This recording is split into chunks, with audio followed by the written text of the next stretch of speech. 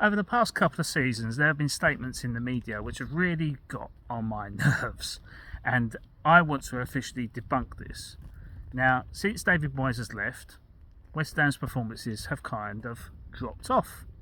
And it's not as if West Ham fans were aware that in his last season, or the last 6 months, the performances started to drift off. I mean, we were in his first half of the season, I think we were in the top 6 around Christmas time, and we just faltered and faltered and faltered. And it feels like our style of play has not improved since David Moyes' last 6 months, which is why he inevitably left. Now, David has been a fantastic manager for us, bringing me my first silverware as a fan. So I'll be forever grateful for basically the work he put into our club the second time round as well as the first time round. But a statement that just cannot seem to budge is, be careful what you wish for. Now, as West Ham fans, we did wish for David Moyes to leave. That is fact. But we wished for evolution and a revolution based off what David Moyes had built. But our ownership have failed to meet the demands of the fan base by appointing the right person for a different style of play, where we was going to get entertaining football, unpredictable lineups, exciting players coming in.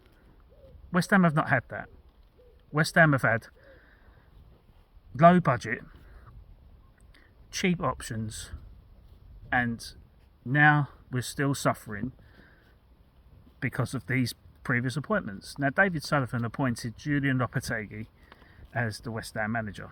Now, with all due respect, Lopetegui was out of work for a reason, and he almost signed for AC Milan, and he actually had to pull out of that because of fan revolt. There was a big campaign in Milan called No Lopetegui. So they signed Paulo Fonseca instead, who was also in the running for a West Ham job and was also not the right person to take over. Now, what West Ham wanted was a young, fresh manager with new ideas that could actually bring something new to the table. There was opportunities to get Ruben Amorim. How concrete that was in terms of a minimum fee release being met or whatever, he would have been ideal, and I think West Ham would have been the perfect step for him, and the step in between him going to manage a big club like Man United. Now, he's at Man United now, 3 months after West Ham declared an interest. Good luck to him. I think he's a good manager. I think he'll do well if given the time and patience, and he's not going to be without money there, so he's going to be absolutely fine. But there's a big pressure to that. West Ham could have had a number of managers out there that would have been able to build something new, would have had the transfer kitty that Lopetegui had. Lopetegui, I think we spent net £120 million. And with a director of football who I think still gets a rough end of the deal. And for me, I think that Lopetegui was never the right man. It was a slight improvement on David Moyes in terms of he is the Spanish David Moyes. And we signed him on the basis of his youth coaching.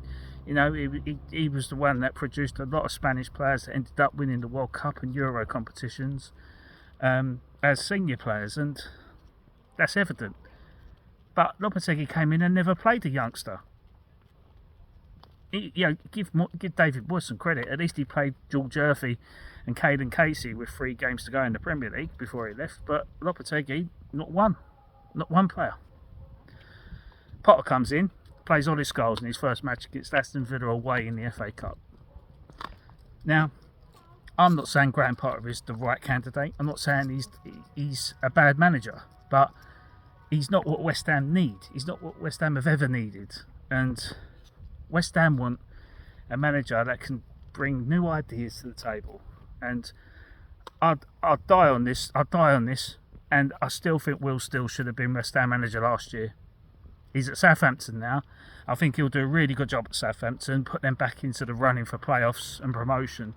But He's such a talented young coach. We should have just went with him and just built around his philosophy, stuck with him, even if it meant going into relegation. It's a long-term project that we could have backed and could have invested. That's what West Ham wished for. West Ham wished for someone to come in and literally change the playbook and make us an attractive footballing side. What West Ham didn't wish for was stagnation. So be careful what you wish for. West Ham fans wish for something completely different to what they've got now. So, yeah, let's debunk that statement because it's starting to get on every West Ham fan's nerves. So, thank you. Over and out.